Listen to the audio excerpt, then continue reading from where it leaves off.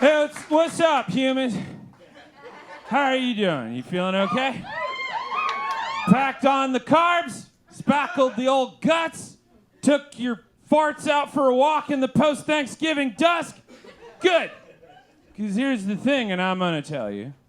I haven't stopped drinking. I don't see why I have to. It's a nationally recognized holiday in the U.S. That means that you are required to slam all the ham and yams you can for freedom. And that's hard to do. You saw how many pies there were. You can't even shut the fucking fridge. You made so much. You had to bury some of your leftovers for fear that they would eat the other ones and gain enough strength to take over the kitchen and start charging you rent. It is a monumental feat to eat the way you do this time of year, so you gotta drink something to get through it. That's the secret. Gotta limber up and lube the equipment, you know? And you start early. Blackout Wednesday, or Drinksgiving, is now a nationally recognized day of dipsomania. Thanks to the Chicago suburbs making it popular and surprising nobody, Naperville. Just keep doing what you do. Just keep it off the red line during work hours. So yeah, I'm still going. I drank so damn much Wednesday, I'm basically gassed with ethanol. I'm a Model T fucking Ford, baby. Just chugging through life. Classic tech, and I look classy doing it. I'm also making the same noises as a Model T Ford. So if you happen to be a 1920s summer dandy, you got stuck in a time machine after a game of squash and ended up here walking down the street and you hear a putt, and double check and make sure it's not me popping off CO2 as I stumble home to snuggle my leftovers, because they're good sides and I want to stay on them. It's not just that, though. Drinking has long helped me cope with the rising tide of alarming shit that's been slopping too far past the boardwalk for comfort. Smearing the patio of the seaside villa that's just me living my fucking... That was my last one. Anyway, there's a rising tide of alarming shit. Slopping too far past the boardwalk for comfort. Smearing the patio of the seaside villa that is just living my fucking life here in America. I don't condone it as a coping mechanism. I just don't have any better ideas. Therapy? Who's got that kind of money? Incremental change? Damn it, I just said I'm an American. I need fast answers or I'm gonna get bored and check my phone. And fuck, when I do, the whole thing starts over again, because my cousin is really bad at human rights, but real fucking good at Facebook. So anyway, here we are. Too bad we don't have a smart device to do the coping for us. It would be nice as hell to have like a pocket eye bummer that would go through the grief for us so we can get back to high fives and sack races. But to ask a robot to be like sad forever is a little too dark. You're not all Lars von Trier's. It's the fucking holidays, man. Robots are our friends. Robots are our friends, right? Like, y'all kind of settled that when Johnny Five came alive and you made him a citizen. Remember that? In the second one? That's how it ended. Got him all shiny and made him swear the oath of allegiance. Spoiler alert. Sorry, but this is important. That was back in 1988. And since then, we've had 5 more Terminator movies, 2 more RoboCop disasters, 4 Matrix movies. Ron went wrong. The Transformers started doing CrossFit, and then Ex Machina came along, and robots got all spicy, and I don't know how to feel. She's like, she's a smartphone with thighs, man. You cannot do that to me when I'm vulnerable. Like, I thought you settled this back in '88, and you doubled down. You got Wally, man. Wally wouldn't do anything. He's just a little rolly street comedian, song and dance tractor. That's it. Got your Iron Giant, your Ewan McGregor robot from Robots. Fuck, you even got Robin Williams was a robot in Bicentennial Man. He lived 200 years cracking dad jokes and smiling warmly at mortality.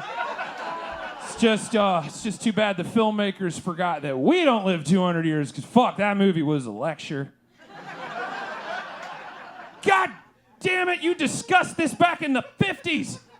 When Asimov wrote the 3 rules of robotics. Shall I remind you, meat sacks? Okay. Number 1, a robot may not injure a human being or through inaction allow a human being to come to harm. Number 2, a robot must obey orders given it by human beings except when such orders would conflict with the first law. And number 3, a robot must protect its own existence as long as such protection does not conflict with the first or second law. 3 fucking laws. 2 of them just fucking validating the first one. Make sure you don't fucking forget it. Fight Club and robot rules. There's only one law, damn it. And yet here we are, America. When in doubt, put a gun on it. Recently, in San Francisco, the city where you wear a flower in your hair if you're going, the San Francisco Police Department just drafted a new policy that would essentially give robots license to kill. The city's Board of Supervisors Rules Committee have been reviewing this equipment policy for a bit now. That's how it always starts, fucking paperwork. That's why I don't do math anymore. It's too dangerous. Because all across California, cities are drafting new policies on the use of military weapons used by local police, thanks to this law that passed last year called AB 4A1, which already sounds like a fucking evil laser the Empire has been working on in secret, capable of destroying your balls from a light year away.